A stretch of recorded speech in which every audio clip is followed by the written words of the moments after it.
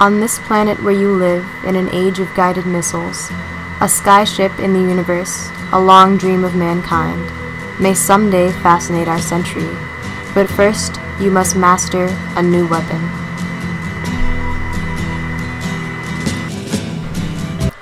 The year was 1945. World War II was just coming to a close. This was the beginning. Tensions between the Soviet Union and the US would later grip the nations as communism escalated. The Soviet Union was challenging US national pride in a race to outer space.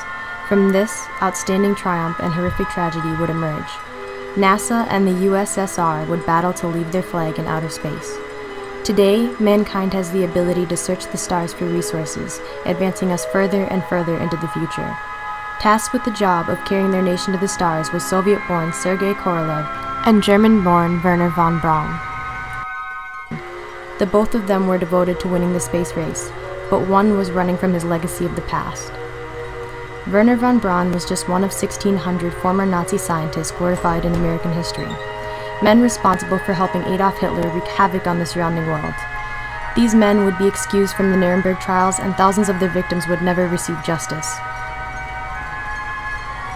With the efforts of the Joint Intelligence Objectives Agency and President Truman's signature, Operation Overcast would be born, and the recruitment's war crimes would be written off without question. The top priority of May 1945 was to recruit the top Nazi minds before the USSR could get to them and create a team capable of advancing the US in the Cold War. Some were lost to the Soviets, treated like second-class citizens, tortured for information, and sent back to Germany. In contrast, Nazis held by US officials were granted citizenship, a clean record, and awarded positions of power, prestige, and honor. So classified at the time, all files relating to Operation Overcast were marked with a paperclip, eventually renaming it Operation Paperclip. The Nazi scientists would soon be renamed by the US officials as the Good Germans. The Good Germans were portrayed as men who simply were in Germany at the time of Hitler's rise, who had no control of the atrocities being committed around them. In truth, most of them were in direct contact with Adolf Hitler and remained loyal to him until his fall. Dr. Kurt Blom was Hitler's biological weapons maker, who had nearly completed a bubonic plague weapon when his institute was captured by the Red Army in Poland. Dr. Konrad Schaefer was a physiologist and chemist for the Reich. He was also responsible for conducting medical experiments at the Dachau concentration camp, along with Dr. Siegfried Ruff, director of the Aeromedical Division of the German Experimental Station for Aviation Medicine in Berlin. One of the only experiment survivors at Dachau relived the terrible memory of having his liver removed without anesthesia. Emil Salmon was an aircraft engineer and SS officer who was allegedly responsible for burning down a synagogue. These men being only a few examples of paperclip recruits. Rocket scientist Wernher von Braun would go on to receive the highest achievements for the US. Wernher von Braun was responsible for creating the A4 rocket and successfully testing it at Peenemünde testing grounds in Germany. At the age of 32, he was named head of German rocket development. Upon his shoulders, Hitler had placed the last hopes of saving the Third Reich. The torpedo-shaped vessel stood 46 feet tall, was capable of flying more than 200 miles, could move faster than the speed of sound, and was undetectable by radar.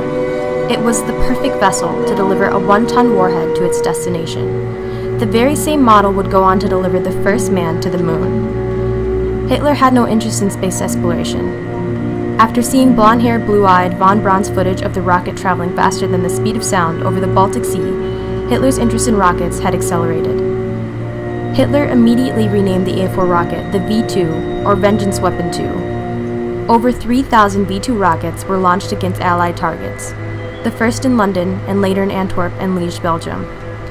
These attacks resulted in the deaths of 9,000 civilians and 12,000 forced laborers and concentration camp prisoners during production. V2 rocket manufacturing took place at 5 sites, including Peenemünde production plant, the Zeppelin works at Friedrichshafen, the Zement tunnels near Abendsee, Austria, Vorwerk Schleer at the Redl-Zipf brewery in Austria, and Vorwerk Mitte in Ortelsbruck quarry near Lehesten, Thuringia. There, in the underground tunnels, rocket parts would enter, and a V2 rocket along with dismembered body parts would come out on the other side. In the first 6 months alone, 2,882 slave laborers died. staff was told to pay no attention to the human victims by Brigadier General Hans Kammler. On November 12, 1943, Wernher von Braun wrote a letter addressed to the head of the Special Committee A4, Gerard Degenkolb, requesting his first group of slave laborers, stating that, "You have now given us permission to employ concentration camp laborers at the Vorwerkschleier and Mitte. In view to the difficulties of the test processes to carry out there, the ratio of prisoners to German specialists cannot go below 2-1.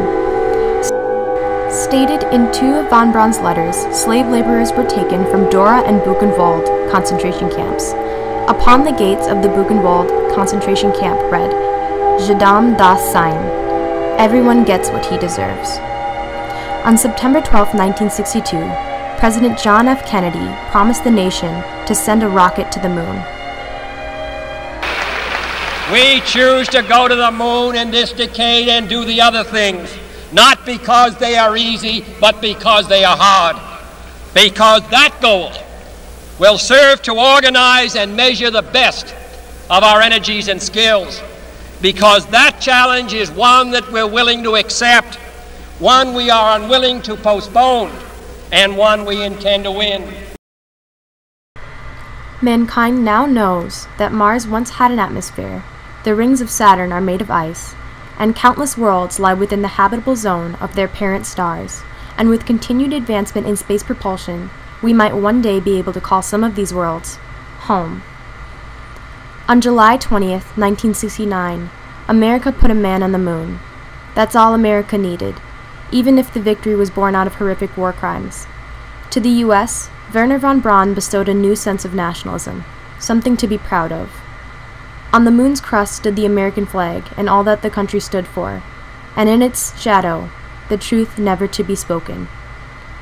In pardoning known criminals, the United States of America stained its hands with the blood of the innocent, spilled by von Braun and his peers in their ill-fated quest for world domination. So the question remains at the gates of the Buchenwald concentration camp. Did everyone really get what they deserve?